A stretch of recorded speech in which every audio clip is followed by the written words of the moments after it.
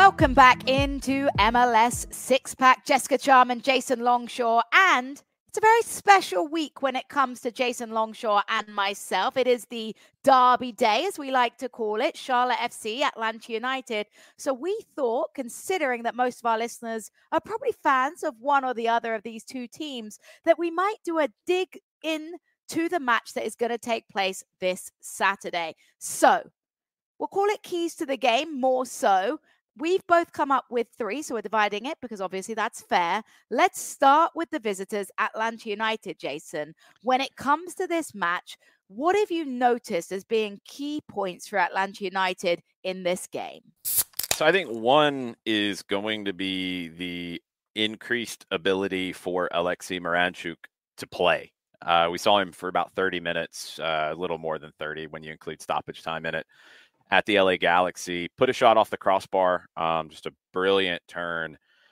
And he's such an interesting player, and it's going to take him time to reach his full, I think, strengths with Atlanta United, because he's just not a stereotypical kind of player. One, he's a left-footed number 10. That's already kind of odd. He's 6 foot tall and incredibly silky with the ball at his feet. So that's a little different. He's got such a quick release on his shot, on his pass. Like, that can throw you off. He's just a fascinating player to watch. Incredibly smart, incredibly technical. And those kinds of players, I think we've seen over the years, to get the full best out of them, because he's always looking for guys. He's looking to combine. He's looking to connect with players around him. Look, that just takes training sessions. That takes games. That takes time. I thought we saw him starting to build those connections in a short period of time in Los Angeles. He's had another week of training. So this is his second week with the club training. He won't be able to play 90. I hope he's fit enough to start from the Atlanta perspective, because they've missed chance creation, and he will be a chance creator for this team flat out. It's just a question mark on how much he can play and how effective he is as he builds those connections with the players around him. And I want you to dig deeper into that, Jason, because it's funny. When we talk about Major League Soccer, we always talk about players needing to adjust to the league. There's just something about this American Soccer League which takes players longer, whether it's the travel, whether it's the style of play. From the small portion size that you've seen so far, you mentioned the time that he had in LA. How do you think he's done with adjusting to this style of play that Atlanta United wants? Oh, he got thrown in at the deep end in terms of travel. You talk about a 4.5-hour flight out to Los Angeles. We traveled on Thursday, played on Saturday night, flew back overnight. He probably got into bed on Sunday between 8 and 9 a.m. I'm sure that's not normal for him in his career, even with some of the European travel with Atalanta and some of the travel that he had in Russia. Look, I'm sure he had, when he was a younger player, some long travel. You're going to have that more consistently. So we'll see over that. What was really cool to see, and something, this is why I'm just really lucky that we do get the chance to travel with the team, seeing some of the just relationships build with him. I think everybody who's talked about him with the squad has talked about how easygoing he is, how easy he is to integrate into the group. Just seems like a very chill kind of guy. And seeing him immediately bond with guys like Saba Lobjanidze, Bartosz Slisz, being around them, Dax McCarty, he'll go out of his way to connect with everybody. That's just who Dax is. But seeing him not feel like the new kid at school straight away. And I think that will go a long way to speeding up that process in terms of getting used to everything. The league itself, it's probably like any other league, honestly, in that you've got some teams that are more defensive. You've got some teams that are more attack-minded. You've got some teams that are more pressing. And he's going to have to adapt to that. I think one element, and I don't know what his overall career experience is in playing on turf. He's going to do that in Atlanta. He's going to do that this weekend. I think it's going to suit him really well because of the kind of player he is. Being that not speedy in terms of, foot speed, but speedy in terms of mental speed and technical speed.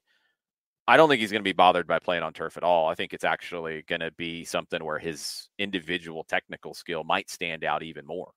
And that's decision making, isn't it? It's so important. I think people use turf as this overall insult at times, but at the end of the day, quality soccer players are going to be able to perform no matter what field of play they're playing on. Yeah, I think bad grass fields are something that nobody wants to play on. Playing on turf, you have to adjust a little bit. Yeah, it can take a little bit more of a toll on your body before you get used to it, and even once you get used to it. But I don't think it changes the game as dramatically as some say, and I don't think in Alexi's case it's going to affect his play. It kind of takes me to my second point when it comes to Atlanta United is he's going to increase the number of chances that get created. This team's got to convert on those chances. And I went through it on Atlanta Soccer last night on 92.9 The Game. If you look at the amount of shot created actions this team has had over the last 8 games or so, it hasn't been as good as it was earlier in the season. This team has woefully underperformed their expected goals. And I will always take XG with a grain of salt. It's not perfect. It's not bad over a longer period of time in terms of giving you a sense when you combine it with things like chances created and shot created actions, and you look at the totality of it, when you see that Atlanta is pretty good in XG, pretty good in shot created actions on the whole, but in total, the number of goals doesn't match up with that. You've got to convert. And last Saturday in Los Angeles is a prime example. Playing a top team in the West, a team that if you let them hang around and you let them bring Marco Reus off the bench in a 0-0 game, you're not going to have a good time after that. You had chances to put the game away or at least change it dramatically with a goal in the first half. Shots were 10-10 at one point. Atlanta had quality chances in the first half. They did put 2 balls in the back of the net. Both were offside. You have to convert your chances. And even more so on the road in a game where, this is a team in Charlotte that beat Atlanta at Mercedes-Benz Stadium earlier this year. They're going to have confidence. If you get good looks at goal in the first half, you have to put them away, because it's a cliche that I hate, because it's kind of like duh, but goals really do change games. The game state is dramatically different. And if you waste chances, that's going to eventually catch up with you.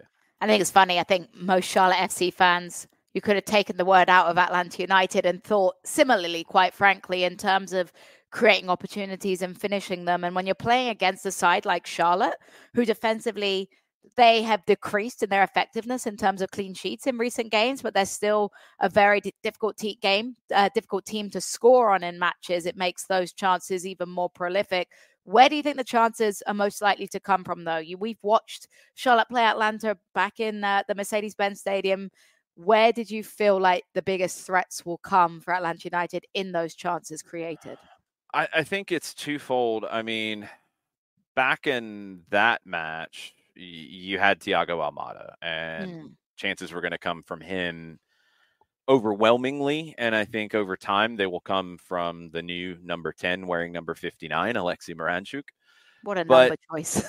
Yeah, I don't know the story on that one yet. If there really is a story, I think I didn't catch the whole comment. I think basically it's a number that he got assigned when he broke into the first team, I believe when he was playing in Russia, and it was, kind of just stuck with him.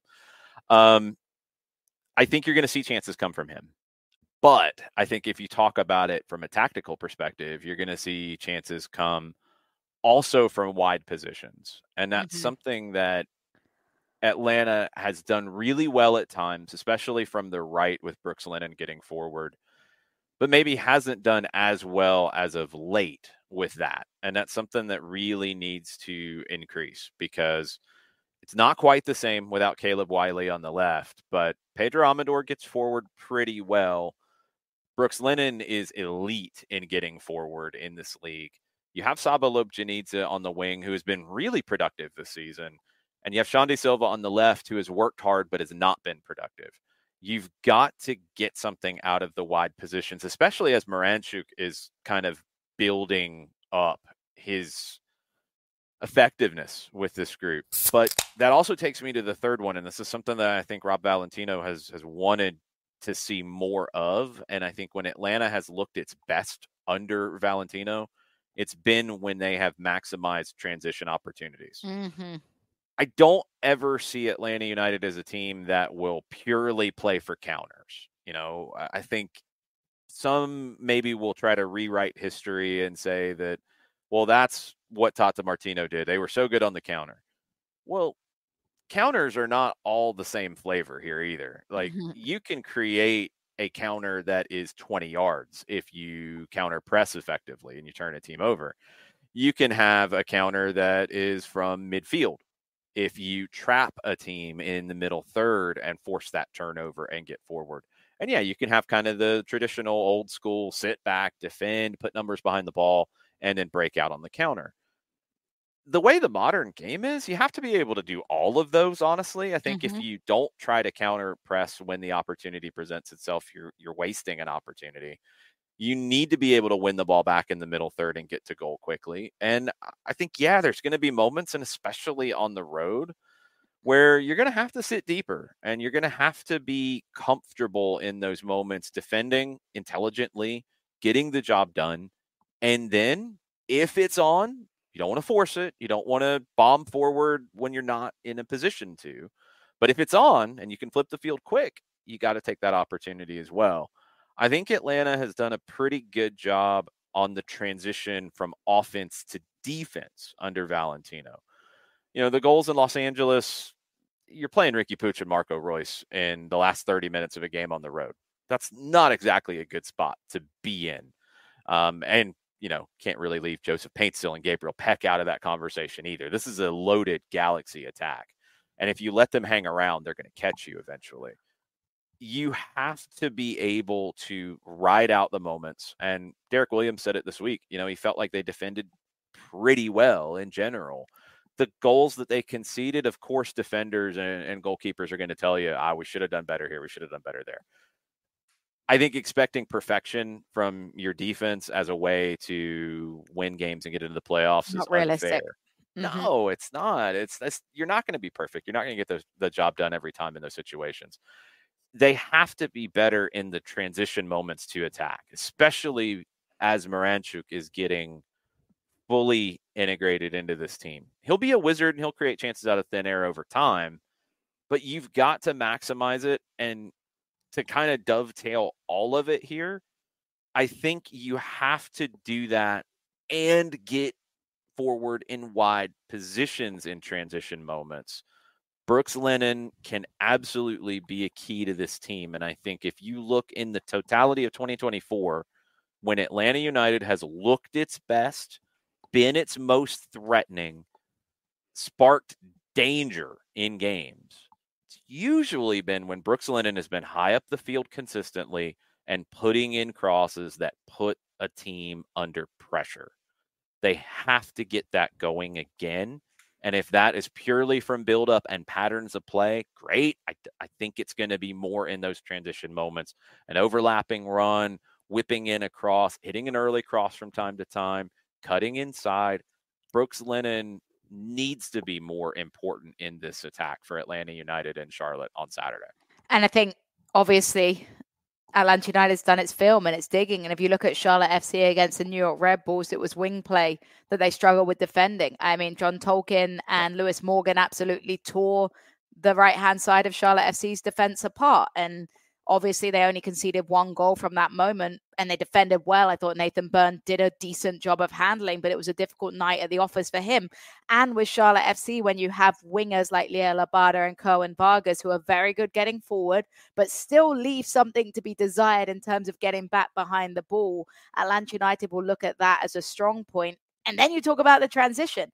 I mean, just go to the extended highlights of Charlotte FC versus New York Red Bulls. They're absolutely furious with themselves because the goal they concede comes from Karasz-Swiderski taking a shot on goal, a whiffed shot on goal. Yep. How quickly they were caught on the transition. It actually happened one other time in the second half where, what's his name? Mr. Burke hit it over the crossbar from about 4 yards out. So it's fascinating, Jason, that you talk about the strengths of Atlanta United and how they match up against some weaker areas of where Charlotte played in terms of their game against New York Red Bulls. Now, the positive that Charlotte FC fans may take from that is the warning signs were there against the Red Bulls. Those things can now be tweaked in this game in terms of preparing for Atlanta United. Yeah, and more than anything, it comes down to execution. Like games aren't played on paper. It's not played by, Football Manager and seeing what the simulation would tell us. Players have to execute. And I think from an Atlanta perspective, they've struggled at times this season. And I think especially lately, they've struggled to get the right players in the right spots executing well at the same times. It's been good performance from this player and so over here on this side. And then the next game it flips. It's been too inconsistent at times. And now that you've got that, I think he can be glue for this team in a way, and Miranchuk, that should inspire more consistent performances. And, especially from those wingers, I feel like we've talked about it all season long in Atlanta. The left side has needed more production. And Gonzalo Pineda tried, I think, pretty much every player that he had on that side. And it was about the same with everybody. That spot's still open.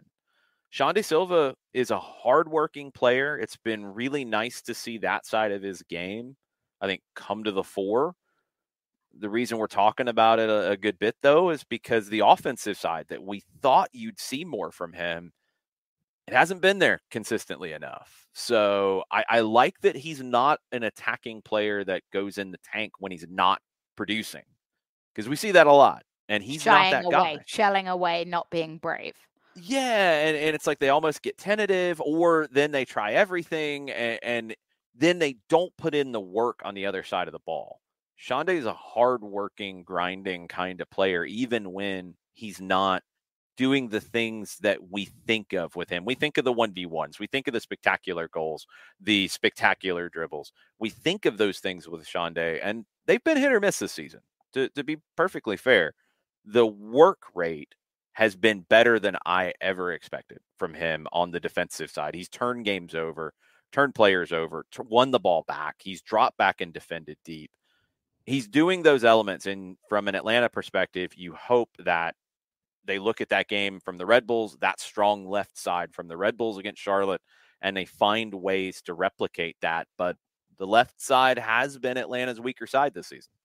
We'll be interested to see in that matchup whether it's Atlanta United exploiting the tape or Charlotte FC adjusting from their errors in that New York Red Bulls game. Let's switch, though, to Charlotte FC's 3 big things to watch in this game. Obviously, reminder, the game is a 7:30 p.m. kickoff. You can either listen to Jason Longshore on 92.9 The Game or myself on WFNZ. And if you want to sync the pictures, it is easy. I do have the advantage in terms of getting people to watch on Apple TV, but I will prepare you. It is a blue tinted viewership if you are watching on that Charlotte FC broadcast. If anybody's listened to us on Apple TV from Mercedes-Benz Stadium, they know how the tent goes for the home team in those games. Hey, we're home voices. That's the purpose of it, the passion and the purpose. Okay, somebody that had passion and purpose for Charlotte FC was their newest defensive signing, Tim Ream. Obviously, a name that every American knows due to his time with the U.S. men's national team, most recently in Copa America as well. And we talked about the signing of Tim Ream on the last MLS Six Pack, and you made the big claim, and I think it was a great claim about how much Andrew Privet is going to grow under the leadership and mentorship of Tim Ream. And it was Andrew Privet that sat down on the bench on Saturday against the Red Bulls to see Tim Ream seamlessly transition into the game. And I will tell you, I always thought the bar would be high for Tim Ream. I think athletically, he's still in a great position. He looks very comfortable with the speed of play. He was quick in recovery. He was strong in tackles, physical. But it really impressed me watching him slot in so seamlessly against Addison Malanda. And I think he is going to be such an important player in terms of his leadership in this back line to get Charlotte FC's defense back to when they were the best defense in the league earlier on in the season, because some errors have slipped into their game in this recent run of form. Tim Ream is one of the most underappreciated players in the modern era of the U.S. men's national team. He's one of those guys that at center back, it's not what we, talked about, like the highlight reel with a Sean De Silva. Like when you think of the center back highlight reel, it's being strong and knocking people over in the air. It's that's what people kind of think of. And Ream's not that. He's a cerebral player. He's a classy player with the ball at his feet. I don't know if he's got any Italian in his family, but he kind of plays like an Italian center back. And he's just one of those guys. I always remember the quotes, and I think they got mixed around a little bit about Pep Guardiola talking about him during his time at Fulham. He's a Pep kind of player. He's a center back who is comfortable with the ball at his feet. He's not going to get himself out of position because he's so smart. At some point, he's going to run into some challenges as he gets older where fast forwards especially are going to cause a problem. I think he's going to be able to make up for that for now and probably for a little while with his intelligence. But Charlotte will have to deal with that when that time comes. But Ream is just such a great addition for a team that's been really good defensively, but can be better in the kind of games that Charlotte's trying to play in 2024 and beyond. Not just big games in July, but knockout games, playoff games. Ream's experience is going to be critical in those. And we're really excited from a Charlotte FC perspective to just see him in action. I think that partnership between himself and Addison Malanda right now is looking really good. A partnership, though, that probably needs a bit of a solution for Charlotte FC right now is the attacking chemistry. We talked for an Atlanta United perspective about the struggles that they had with their connectivity, creating opportunities. And Charlotte FC has had some struggles in terms of that forward line against the New York Red Bulls, arguably the first choice lineup on paper in that front three of Karis Federski, Liel Abada, and Kerwin Vargas. And yet, unfortunately, it was very clear of the growing pains in that front three, which is understandable. Liel Abada and Karis Federski haven't played together very much. Obviously, Abada featured in the Olympics for Israel, Karis Federski a newcomer. And now Charlotte FC is getting to the stage where they scored the goal from a penalty kick, and it's not exciting you in terms of the creativity and the opportunities between these three. You talk about patience. You talk about needing to allow players to get on the same page. But in this run of games, and in a game that can be described as a 6-pointer, when you look at Charlotte FC, who have desires of a home advantage in that first round of the playoffs, they need to make sure that they're able to find that chemistry against Atlanta United. It's a good test for Charlotte where they are, because a loss doesn't knock them out of the playoffs. I think Charlotte's making the playoffs, no question about it. And I think they should finish in the top 7, which would avoid that play-in game. But this is one of those tests late in the season that you still have an opportunity to learn from. And I think being a test in that sense, that attacking group has to show something. And if not, then Dean Smith is going to have to make some tough decisions, because you can't, if it doesn't go well, say chances aren't being created and it's not the first time and it's a loss for Charlotte at home. If there is an issue with the chemistry with that group, they're just not fitting together, you can't be too patient with it. Not at this point of the season. And maybe for next year, you can revisit it and figure it out in the preseason and work from there. But you got to find something that works. And this feels like, not quite a mid-semester exam, but kind of that last chance in a way. And it's not fair to Swiderski, who just got back. But if he's the little bit of the odd one out, then maybe you have to figure out a different connection and combination. And when you've got a player like Patrick Agyemang on the bench, who is obviously extraordinarily raw, but still has a knack for finding goals and gives defenders nightmares, he doesn't want to become that super sub. So It's interesting to see that decision making. I think Charlotte FC fans will be encouraged by Brandon Cambridge's return. He came on off of the bench and had a good run of things, looked creative, but you need to see more out of Kerwin Vargas and Liel Abada. Obviously, Liel Abada, one of the most expensive signings in Charlotte FC history, has the the international experience with Israel, has had some very bright moments. Atlanta United fans will remember that. That is quite frankly for sure. But since that Atlanta United game, that impact hasn't been as significant. And there's an area of giving a young player, because he is still very young, a bit more time to adjust. But when you do have that knack and that tag of designated player, like both Karas Federski and Liel Abada have, it comes with a level of responsibility. It comes with a level of expectation, and it'll also buy you more games than another player might get to figure it out. But there's a limit. And when you're at this point in the season, you need to find the group that gives you the best chances to win games and, yeah, to an extent, not lose games. And you've got to find that group. And this is a huge opportunity for the group that gets rolled out on Saturday. If they win, it's a statement. If they don't, maybe it is revisiting things. Maybe it is simplifying things. Yeah, Ajiman's raw, but it'd be hard to keep him out of my team. It'd be really hard to keep him off the field if I'm making that decision, because he can just break a game wide open.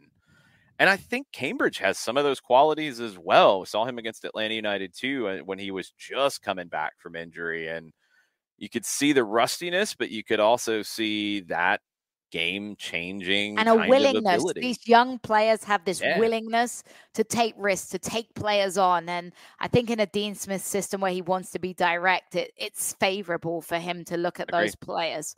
And a player that may be favorable and is still on perhaps minute limitation after featuring for 24 minutes after his recent signing is Pep Biel, Charlotte FC's new number 10. You can call it a bit of a poison chalice when it comes to the number 10 jersey in Charlotte FC's history. You look at the players that have featured in that role, and they just haven't been able to show success and really take ownership of the number 10 position. And I think something that excited me so much about Pep Biel, who's on loan from Olympiacos right now, is his willingness to show for the ball. He came on for 24 minutes and his energy levels were absolutely insane. And it was so refreshing to see a number 10 and a natural number 10 checking for the ball, demanding the ball, asking for the ball. And obviously there were many a time he didn't receive it because he's still in that position of needing to gain trust, of needing to gain chemistry with the midfield trio. But it was that sign and that energy of asking for it in dangerous positions that has me with my fingers and toes crossed that Charlotte FC has finally found someone to take ownership of that number 10 position. Is it going to happen this weekend? Not so sure. Obviously, only featured 24 minutes, but it would be great to see Pep Biel from the get-go. It's going to be a tough decision on whichever midfielder gets left out, if it's Jabril Diani or Brandt Bronico. Both of them have done a shift with building that relationship with Ashley Westwood.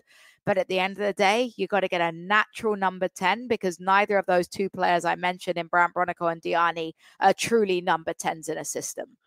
Yeah, you have limitations with them as a 10. And we've seen that with Atlanta without a 10 as of late, where it's been three central midfielders. And yeah, one has popped up higher. And I think it's maybe confused some folks about what a 10 is. And it's, what an 8 is and what that means at this stage, because it's not as rigid as it used to be. And I think the way that Dean Smith wants to play, I think the way Rob Valentino wants to play, you want to call somebody a 10, that's fine. And they're going to need to be a 10 at times, but they're also going to need to have some of those qualities of an 8, whether it's checking back for the ball in moments, whether it's coming from a little bit deeper position, whether it's doing some of the defensive work. Like, these are two managers who I think really believe in being solid down the spine of the team.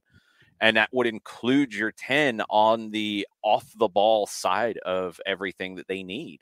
So you're going to have to get that side. And that's a conversation about Alexei Miranchuk as well. I think both teams have this in common in that you have two players that you hope will take the keys to the team in the attacking half and create opportunities and be dangerous. But to fit into their coaches' systems right now, they're also going to have to do things that maybe don't come as naturally to them. And if they can do that and not lose what makes them special, I think there'll be a big fit and a big impact in their team's success. And I think the benefit for Charlotte FC is that when you look at the other two players that Pep Biel most likely is going to feature with, defensive duties are more natural for them. You look at the likes of Ashley Westwood, who's not afraid to get into a tackle. Brant Bronico has been playing a lot more aggressively this season, but I still think his strengths come in his defensive work rate and his ability to make a professional foul at the right time. I mean, I was about to say, how has Brant been more aggressive this season from previous seasons? Oh, I have no idea, but somehow he hasn't been suspended yet, which is absolutely incredible. But I think that impressive. For Charlotte FC, the fans have been calling out for somebody that's going to create opportunities. The early signs are bright, but you got to take it with a grain of salt because it has to build chemistry. And when that is one of the most important things that you're lacking in the forward line right now, you're hoping that he can fit in with this side quickly because chance creation, goal scoring hasn't been keen enough for this team. And as we said, the old cliche, Jason, goals win games. And I think that this match for me right now is going to be a battle of who finishes their chances, who gets that big moment and puts it back on the net, and who gets that big chance and fluffs it. I've said it all week. I have not settled into a prediction as of yet, but this has a feel of a 1-0 nervy kind of game. I think from the Atlanta perspective, you wouldn't be too opposed to taking a point out of it. When you look at the playoff picture behind where Charlotte is right now, and you look at 9 through 15th, the last place in the Eastern Conference, Atlanta's in the last playoff spot. DC's in last place. 2 points separate them. That's insanity. So every point is going to be absolutely critical, especially points on the road, which Atlanta has not done a good job of finding for a while now. It hasn't just been this season. I think Charlotte, personality-wise, is kind of suited to winning some 1-0 games. I think Dean Smith would be completely fine with that if that's where his team takes him. I think they have the pieces to do more. I don't think they are offensively challenged. I just don't know if the pieces have necessarily come together to see the best of what an attack can be for Charlotte in 2024. But I don't think this is going to be a wide open game. I think this is going to feel cagey. I think it's going to be tight. And I think both teams are going to look to be secure defensively and through the middle first, and then grow expansively as the night goes on. We'll find out how the game shapes up this Saturday. To the Atlanta United fans traveling down, safe travels. I know that drive extraordinarily well. So if anyone needs a gas station recommendation, I'm happy to do so. And I will be the person with a Charlotte FC sticker driving and sharing your road waves. Jason Longshore and Mike Conti can be heard on the 92.9 The Game airways for that one. Maybe do a half and half. I feel like that might be a great idea. You'll hear myself and Willie P on WFNZ and also the Apple TV local languages, local radio feature. Jason, good luck. I love you. But this weekend, we are not rooting for the same team. Not rooting for success for your broadcast on Saturday. So whoa. I hope you have a wonderful call, but I hope you're getting a little bit mad. Don't be cursing me with my... Next thing you know, if I drop an F-bomb on air, it's all your fault. I'm not rooting for anything like that. But yeah, I hope it's not a happy post-game show. That was the MLS Six Pack. We'll be back next week, and I'm sure one of our cans might well have to do with this game. For Jessica Charman, Jason Longshore, make sure you're tuning in, subscribing wherever you can get your podcast. This was the MLS Six Pack. Cheers. Make sure you recycle, folks.